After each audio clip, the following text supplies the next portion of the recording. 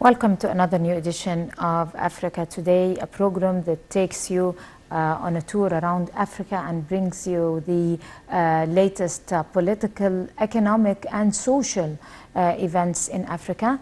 And we're going to be starting off by taking a look over the most important events. The Secretary General of the African Continental Free Trade Area, the AFCTA, launched the guided trade ministerial meeting in which Cairo took part on Friday and Saturday. The first deal under the Trade Area Pact was inked at the meeting, which took place in Ghana. More in the following report. African integration and trade liberalization is capable of stopping African boats of death in the Mediterranean and reducing poverty in the continent.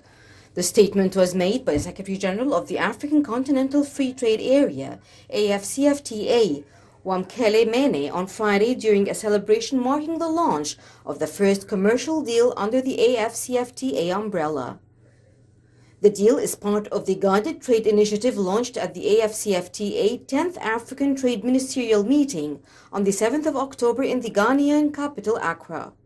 Mene said, quote, "What we have reached now in African integration has always been a goal dreamed by the founding fathers of the Organization of African Unity since 1963, end quote.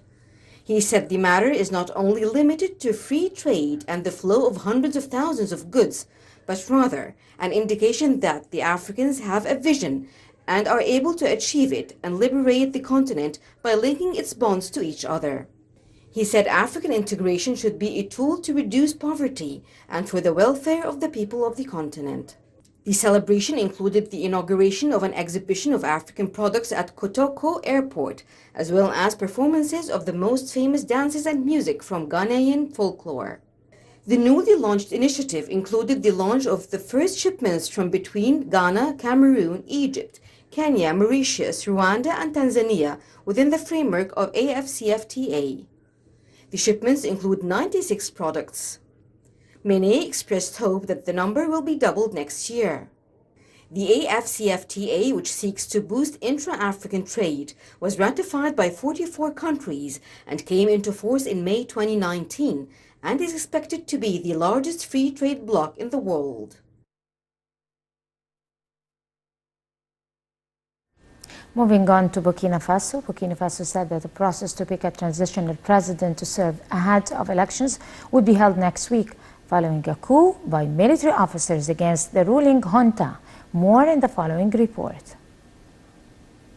Burkina Faso said a transitional president will be picked next week ahead of elections following the country's latest coup.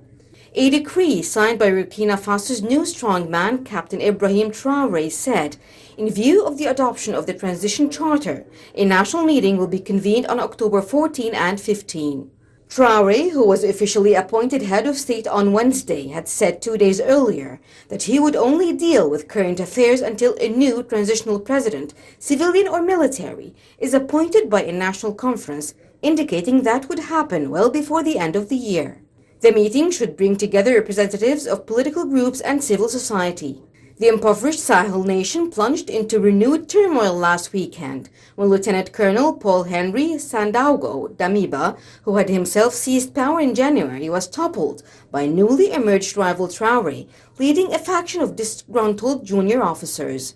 It was the latest putsch in the Sahel region. And from Burkina Faso to Uganda, where in Uganda, health workers are among the dead in the country's new Ebola outbreak. Medical bodies call the situation very serious as the East African country grapples with the outbreak of the Sudan strain of the virus for which no vaccine exists. A new Ebola outbreak hit Uganda, with health workers among the dead in the East African country.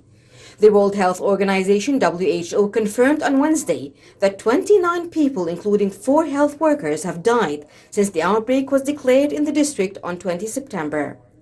Among them was a 37-year-old Tanzanian doctor who was working at Mubende Hospital and had operated on a patient who later tested positive for the virus. 6 more health workers have been infected, bringing the total number of reported cases to 63 across 5 sub-countries. The outbreak is reportedly from Sudan strain of the virus, for which no vaccine exists. On Wednesday, Yoweri Museveni, the country's president, told Ugandans that the outbreak was under control. However, Dr. Christopher Mambula, program manager for Medicines Without Borders in Uganda, said the situation was very serious.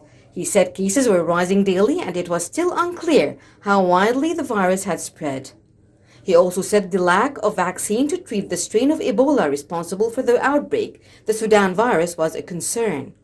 The WHO said several vaccines were in various stages of development, 2 of which could begin clinical trials in Uganda in the coming weeks. Welcome back. With us now over the phone is Mr. Raouf, Dr. Raouf Gaafar, our political and economic expert. Good evening, Mr. Raouf. Good evening, my dear. How are you doing, sir?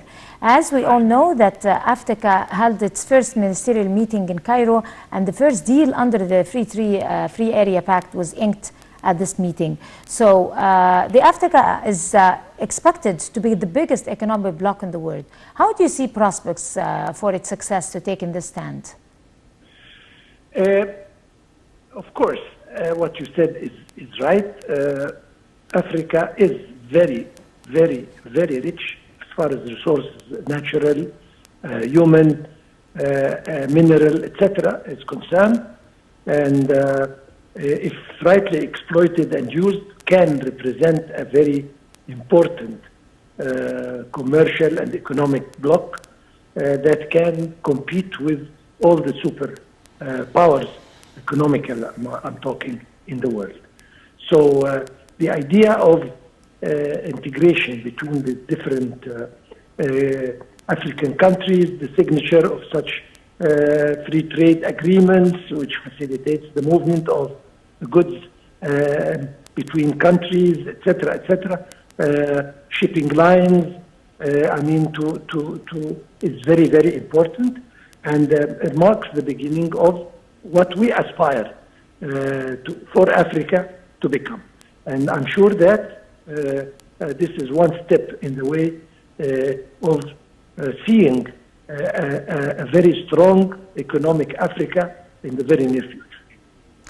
How would you read the inking of the first deal under the AFCTA framework involving the launch of the first shipment between Ghana, Cameroon, Egypt, Kenya, Mauritius, Rwanda, and also Tanzania? First step, successful first step. Hopefully, more and more African countries will join. And as I say, we have started strong. And I am sure that if we continue at the same pace, by linking most of the African states together, as I say and I repeat, we should experience a very strong continent, a very strong economically speaking force, and now that we have around 10 countries that signed the first linking agreement, as I say, more to follow, and we are on the right track. Right. How would the AFCTA ease the cost of doing business in Africa? Well, simply, as I say, we have signed a free trade agreement which will make it easy for goods to be shipped from one place to the other, to be moved from one country to the other.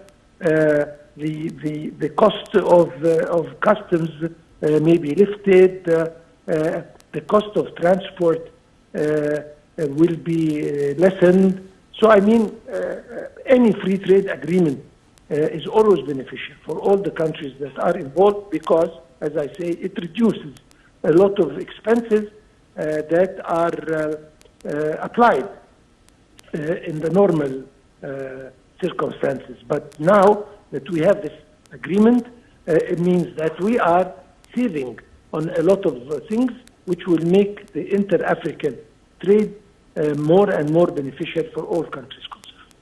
Right. Most of the African countries inside the region have referred to the deal as a significant milestone and an important step on the road to be able to lay a foundation for the market in Africa as a single market and a single currency union. How far attainable will be those two objectives? Are they very close to be achieved? Not necessarily very close, but there is always a first step.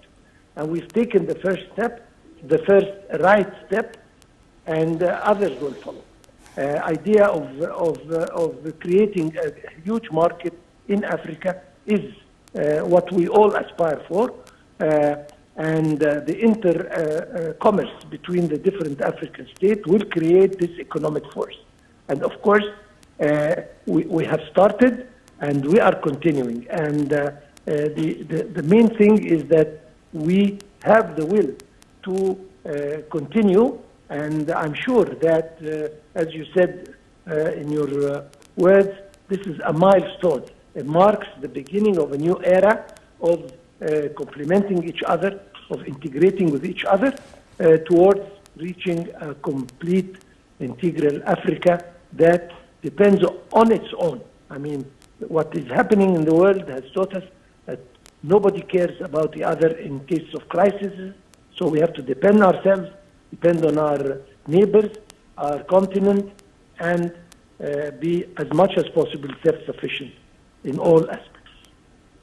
Right. Dr. Gaafar, how do you see the expectation that as a large unified market of up to 1.2 billion people, the AfCFTA could still attract up to 4 trillion in consumer spending and business investment? Of course. I mean, you're talking 1.2, you're talking 20% of the population of the world. So theoretically, it should represent 20% of the worldwide trade. So it is, of course, a very big number, and this is only the beginning.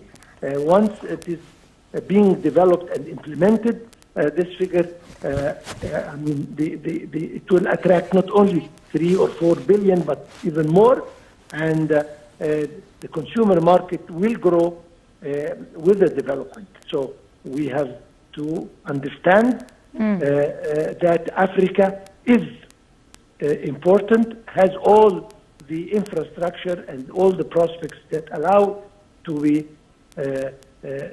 strong and represent a very powerful economic force within the world.